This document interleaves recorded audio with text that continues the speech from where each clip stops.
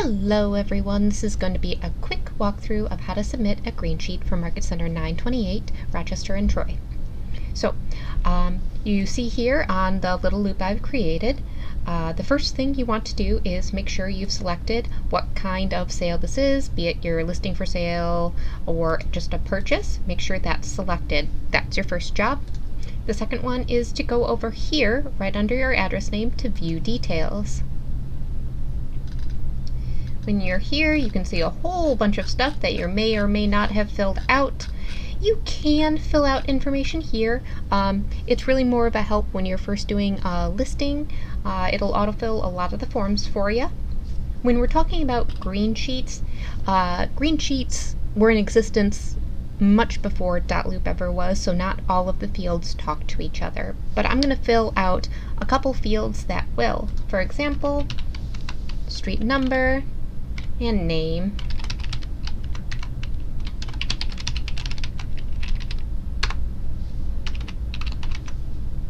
Those ones will, as well as contract dates. Anywho, when you're ready to go, your option over here at the bottom is Submit to Greensheet. And you can see that that opened in a new window. If you're hitting Submit to Greensheet and it appears to be frozen, you may have a pop-up blocker on, so you want to turn that off or look for any indications from your browser that a pop-up has been blocked. Otherwise, if everything is going smoothly, a new page should open.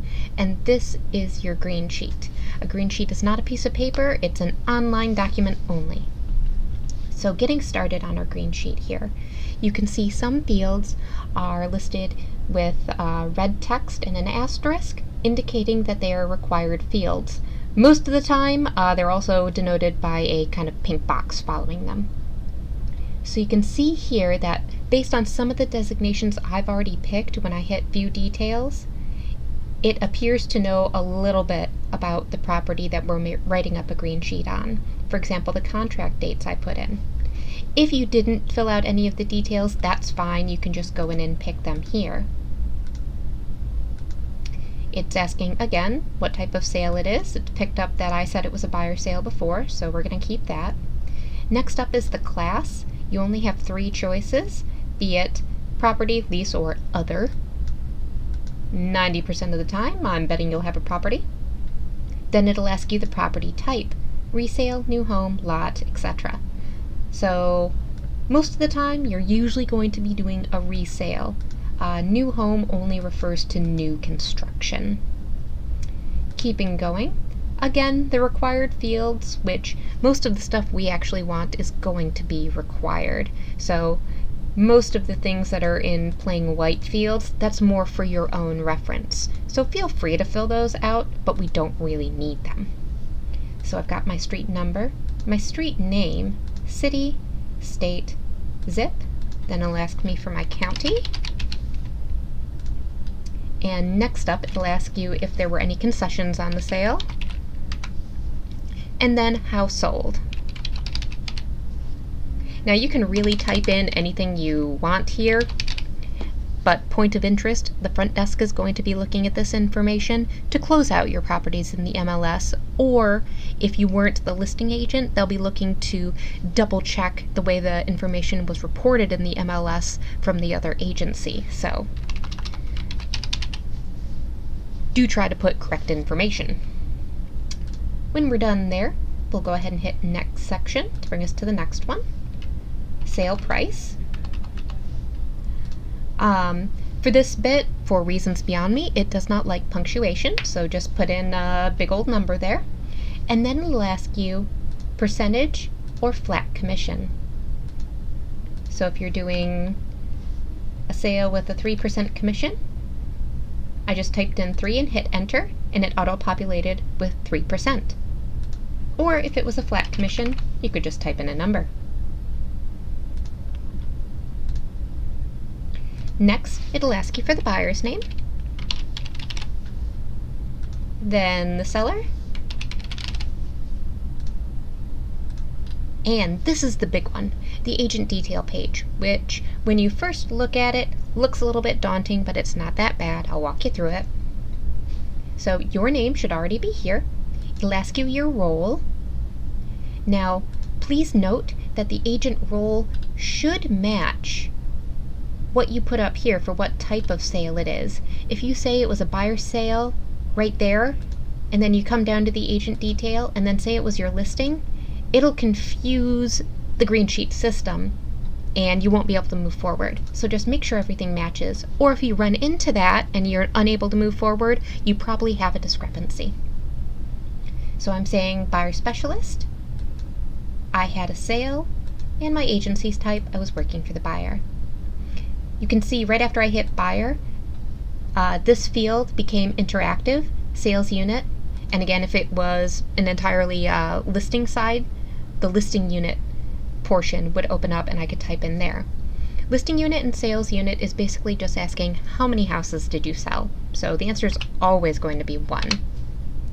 Now, if you did have the awesome circumstance where you had a double dip and you listed and sold it, fun fact, you would actually still hit 1. You would do all Agent A as yourself on the listing unit side, and then you would fill out Agent B section all on the sales side. So you would just have 1 unit over here and 1 unit over here. But that's getting ahead of ourselves. Let's focus on this pretend sale. So you can see that the commission that I put over here is autofilling in my gross commission portion, which is good. If the number looks odd, go back up to that price commission tab and look at what is in there. We will keep going. These portions we don't usually use, but this bonus admin fee we will use. All of our purchase agreements have a $295 transaction fee on them. So you should put your $295 transaction fee right here, and it does go on top of your gross commission, so go ahead and put in split with Market Center. After you've done that, this agent commission split portion should already be filled out for you, so you can leave that alone. It'll ask you yes or no if you're capped on your royalty. It'll assume for no if you don't put anything. And we'll keep going. Again, we're not using an inside referral here, so we're going to keep going, and you can see this portion is in pink, denoting we do have to put something numerical in these fields. And these are the KW charitable donation fields. So a bit about them. KW Cares is a charity that goes to help any Keller Williams agent in need from here to anywhere within Keller Williams. It's tax deductible. It's a great cause. If you go to KW Cares, I believe it's .org, you can read a whole bunch of the success stories, but it's a great cause. The next one is KW Kids Can, which offers business planning for young adults, kids. Basically, it's a nonprofit organization that Gary Keller started, and like a learning program for young entrepreneurs. So anywho, that's what that is, also tax deductible. The next one, KW Family Fund, goes to help a market center in Idaho that was facing financial trouble, non-tax deductible. It's just a donation to them. The next one is the Bold Scholarship Fund, also not tax deductible. This one goes, you may see it when Bold rolls out, that if you're a KW associate who's just getting started or financially struggling, but you really want to take Bold and commit to the program, they put you on a program where you can use this money to attend Bold to get your business started. So all great causes. So again, you do have to put something numerical in that, be it whatever, any little bit helps, whatever you feel comfortable with. And then we keep going. A lot of people get confused about this home warranty function. Now, point of interest, unless the home warranty is actually coming out of your commission check at the very end, like they forgot to take it at closing or something, leave that blank. A lot of people say, but I had a home warranty, unless I'm taking it out of your commission, don't worry about it. Next fields are a whole bunch of custom deductions, and that's solely for you. Pardon me. one of the big first ones is, obviously, unless this was an odd sale, i.e. a VA or a HUD, you charged a transaction fee, as per the purchase agreement. So the office will always keep $100 of that transaction fee. A portion of it goes to you, a portion of it goes to the market center. But that trans fee, we are going to take out right there. That's the most normal deduction for anyone. The next one, maybe you would like to pay for your office bill on this commission check. You can do that.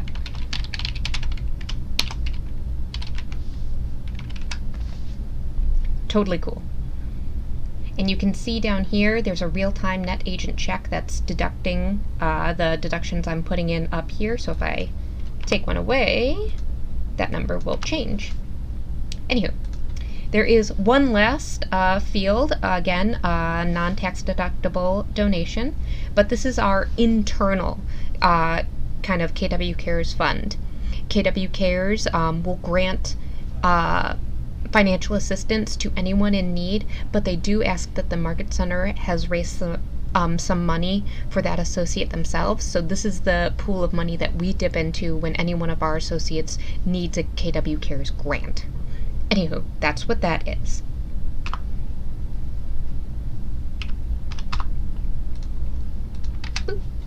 Oopsie daisy. There we go. So you can see I'm all done here. I've got all my pink fields filled out, and here's my net take-home check. So there are a couple functions for this. Number one, we want you to be able to financially plan for yourself, so you know in like a month that you'll be going home with $2,007, not 200. So that's for you. For the market center, it's so we have a template to go off of, and if our number differs wildly from what you came up with, we'll give you a call and see where the discrepancy is. But anywho, moving on, we'll hit next section. And this is kind of like the little recruiting section. If you worked with an agent who was really awesome and you maybe want Julie to give them a call and talk to them about Keller Williams, you can go ahead and fill this section out. And this is kind of a reminder for you that, you can take any opportunity to build your profit share tree and get someone you thought was awesome into the company. So you can fill out this information right here. Do you think they'd be a good fit for KW, and why, or why they wouldn't be? Either one. We do read these, and if you worked with someone who was great, let us know. This next section is required. It'll ask you for the co-broker agent ID and the co-broker office ID. That's just asking you the other agent on the deal, if it was the listing side or the buying side, whatever, the other agent you worked with. If you have the ID handy, that's preferable, but I don't need it. You can actually type in anything here. So if you just know their name and you're not directly staring at the PA when you're filling this out, you can just go ahead and do that. So the co-broker was John Smith, and he works at Century 21. Now, point of interest, if it is a very common name, you might get some more questions. And the reason this is required, and we ask for the information, is, again, for the front desk, they'll be looking at this form too. They'll use that information to close out the property in the MLS. Anywho, moving on to the next bit. You can see the vendor tab. There are no required fields on this portion. If we desperately want to know that information, we're actually going to take it off your HUD, so we don't make you fill it out. Boop. Very last part. You're almost done. KWID. This is just asking for the last 4 digits of your social security number. That's kind of like your KW identifier number. That's the last bit of required information. If you want, there is an additional notes section right here. You can fill in anything you think is pertinent to the sale. Perhaps just a reminder about a reimbursement that's due to you, or perhaps you took out a rather large deduction and you want to prepay your bill for a couple months. Just random notes. They're basically from you to the Market Center administrator who is cutting your check. So any notes that you want to convey to the person cutting your check. My favorite so far is, why are you turning this in? Well, because I want to get paid. That's solid. Anyway, once you're all set, you can go ahead and hit Submit to MCA at the bottom here. And then you're given another pop-up screen where it asks you to confirm. You'll go ahead and hit Submit Greensheet. Now, point of interest, you'll see this Upload Documents Now button. Don't do anything with that and don't upload anything to it. That's still a vestige of I said that Greensheets are an older system. That's a vestige of an old paperless program that's no longer in effect. So go ahead and ignore that sucker. We have .loop. So we're just going to go ahead and confirm we're submitting the Greensheet by hitting Submit Greensheet. And yay, we're all done. Partially accepted compliance should be at the top here. That's how you know it's gone off onto the interwebs and it's been received by the Market Center. You should also get a confirmation email that says something to the effect of, you have a Greensheet, here's the GSO or Greensheet Online ID. So that's how you know it's gone off and you've done everything and you're good to go. So congratulations, that's the Greensheet.